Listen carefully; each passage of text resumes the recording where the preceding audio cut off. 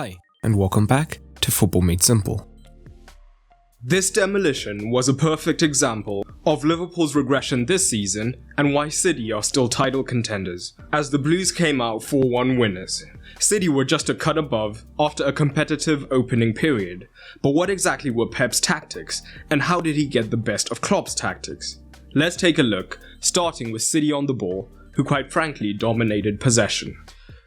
And a lot of you have been asking what software I use for my analysis, and it's called Once Video Analyzer Pro. And it's already pretty affordable, but I've teamed up with them to give any of you who want to try it a further 10% off by using the code FMS10. So visit their website through the link in the description below if you're interested.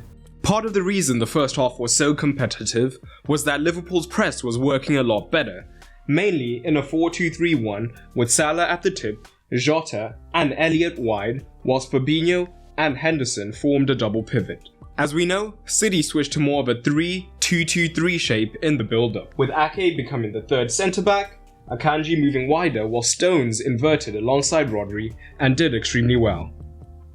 And this also allowed De Bruyne and Gundogan to be higher up in the half spaces.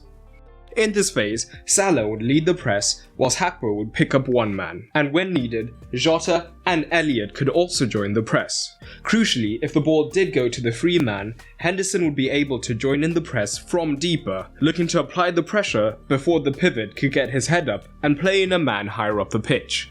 So we see that 4-2-3-1 from Liverpool, with Henderson and Fabinho deeper and Salah leading the press. Initially, Gakpo is 2 versus 1 down, against Stones and Rodri, who are City's double pivot. As soon as Stones becomes the free man, Henderson looks to press the pivot before he can get his head up and find De Bruyne, who would be free here. But it is what happened in more of the mid-block structure that was frankly a disaster for Liverpool. It was clear that Klopp wanted to do everything he could to protect the centre of the pitch, where City had 4 midfielders due to Stones inverting, and this manifested as an extremely narrow front three of Jota, Gakpo and Salah. However, Klopp was still very cautious of being outdone in the wider region, which is why when Liverpool did have the 1-0 lead, they switched to more of a 4-4-2 shape that could look something like this. As Salah and Gakpo could stay deeper on the pivots, the men in the half spaces could be picked up and they could still have 2 men in the wide region. But let's focus on this shape that Klopp actually used initially and for the majority of the match.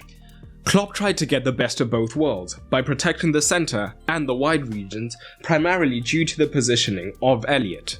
If Klopp had been dedicated in containing the central regions, Fabinho could have remained central, with either man picking up the man in the half space, and the front three could have been more passive off the ball rather than looking to press, so that the centre was well protected. Even if the front three had committed to the press in these situations, Liverpool would still be 4 versus 3 down in central regions, but that could potentially be managed, especially if the ball was with a wider centre-back, by making the furthest midfielder the one who was free. However, none of that happened, and instead of having a dedicated midfield three, Henderson and Fabinho actually became a double pivot, with Elliott operating in this position, out on the wide right-hand side, where his role was to both look to pick up the centre-back if he got on the ball, but at the same time tuck in whenever possible onto the midfielder. And by having these 2 jobs, he ended up being ineffective at both. Here's that super narrow front three, and Elliott's positioning is not really central like a traditional midfielder. Instead, he's ready to both push up onto Ake or drop onto Gundogan, meaning that Fabinho and Henderson are actually more of a double pivot. And that becomes more evident as you run it on. But Liverpool's front three were not this passive, and could often be drawn into the press somewhat, which would mean that City would have an even bigger advantage in that central midfield region. And this was also backed up by the centre-backs and pivots being willing to take risks when necessary, looking to find the pivots who were excellent at creating angles throughout the 90, even when it seemed impossible. If they were found beyond the pressing three, they would now have the time and space to get their head up, because the deeper midfielders were tied up by the men in the half spaces, compared to potentially if they had had a more traditional midfield three, one man could have hypothetically pushed up onto the pivot.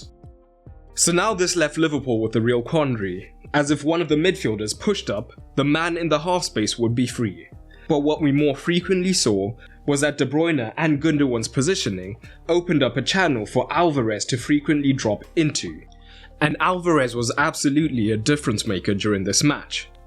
Both Van Dijk and Konate were reluctant to push up onto Alvarez, which could mean that a midfielder would then be drawn onto him, and this would create the opportunity for the wall pass into a man in the half space beyond him.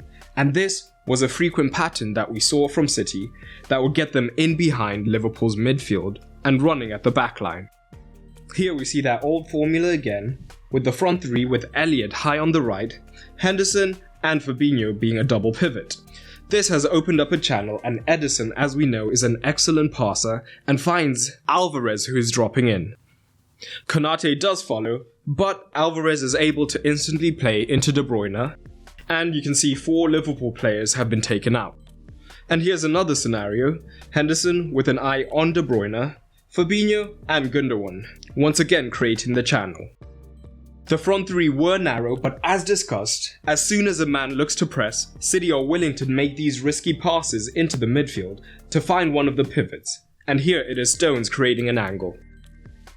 He bounces it into Rodri, and Alvarez identifies the space. Again, Fabinho is having to cover Gundogan because Elliott's so high. So Alvarez receives, bounces it to De Bruyne, and now they have an advantage in the wide region. But again, Klopp wanted the centre and the wide regions, which, as we saw, made things hard in the centre, but this is how City could still take advantage of the wide region regardless. When a wider centre-back received, Elliott on the right hand side, or if it was a Kanji, he would draw Jota, would be able to receive in that region. And this would create space behind the pressing forward, and we would see De Bruyne down the right hand side, or Grealish down the left, able to receive in acres of space, because the winger would be tying up the fullback, and with only a double pivot that was already being taken advantage of, Liverpool could be reluctant to commit a midfielder, and this would allow City to drive up the ball.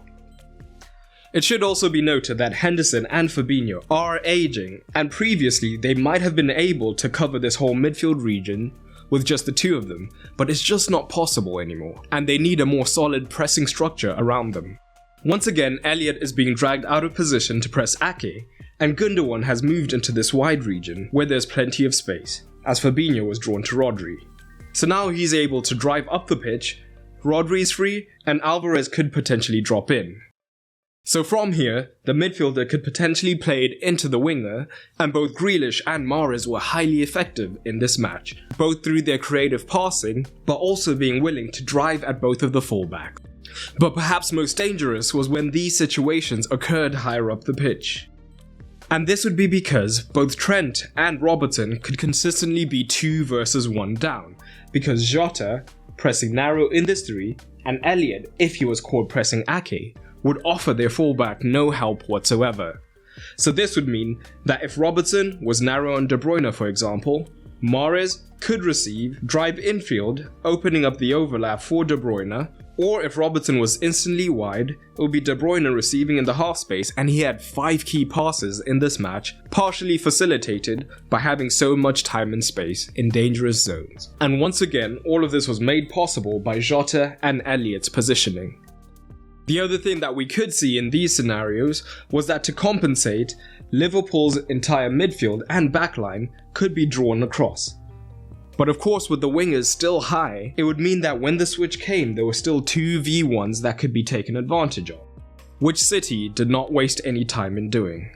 And in fact, 3 of the 4 goals show elements of this. Here we see Jota being drawn into pressing Akanji, and De Bruyne has already identified that space that we spoke about. Henderson can't cover as he has eyes on Stones. And if he's on De Bruyne, it means Mahrez is free, and Mahrez gets onto the ball. And this then forces the entire backline to come across. So Grealish has acres of space on the far side, and eventually finds Alvarez. But we'll very briefly touch on a couple of Liverpool's elements in possession. Often, when Liverpool were in settled possession, City had a similar problem as the Reds did out of possession, as they also switched to a midfield box, with Elliott and Gakpo being the higher midfielders. City's press was quite interesting, where usually we see De Bruyne join the forward from midfield to make it a 2 versus 2, Pep was perhaps wary of being outnumbered so badly in the midfield. So instead, De Bruyne would stay deep, and Mahrez came in off the right hand side to press the centre back. And where he was 2 versus 1 down, we would at times see a midfielder push up looking to join him, but for the most part the shape looked like this. Later on in the game, once again not wanting to be outnumbered, we could see Mahrez, rather than immediately invert onto the centre back, first look to pick up a pivot and then press a centre back if necessary. But in the first half, with Robertson being the easy outlet option, Stones often took up this position early on, half ready to cover Henderson or Robertson as he saw fit, whilst the rest of the backline would switch to more of a back three. Pep was willing to do this because for the most part, Jota would have inverted centrally early, so they were okay with having this 1v1 high up and some cover in behind. Or even if Jota had stayed wide, Akanji could still look to cover in a 1v1 situation, with Rodri covering Gakpo, who often tended to drop. Here we see that front three shape, with De Bruyne being deeper, and in this scenario Gundogan is looking to cover, but Stones, in this deeper zone, is ready to cover both Gakpo and press to Robertson when it comes wide. But this shape wasn't always perfect for City, and it's actually why they conceded.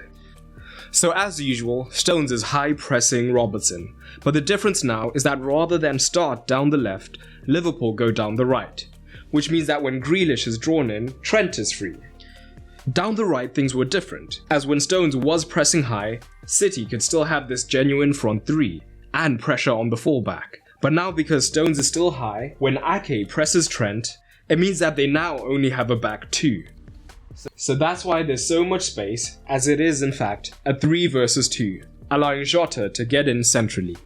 Overall, this was domination for the citizens, and their eyes are still firmly fixed on the Gunners, whilst Champions League is still in genuine danger for Liverpool. For the manager tactical scores, it was outstanding from City, making the most of the weaknesses in Liverpool's shape almost instantly. Klopp failed to adapt, and even when he brought on the subs, kept a similar philosophy. But what do you think? If you enjoyed this, check out my last video on inverted fullbacks, which were key in this match, or get some of this early access content on Patreon for as low as £1 by going to patreon.com/footballmadesimple. But that's all for today, and remember, keep it simple.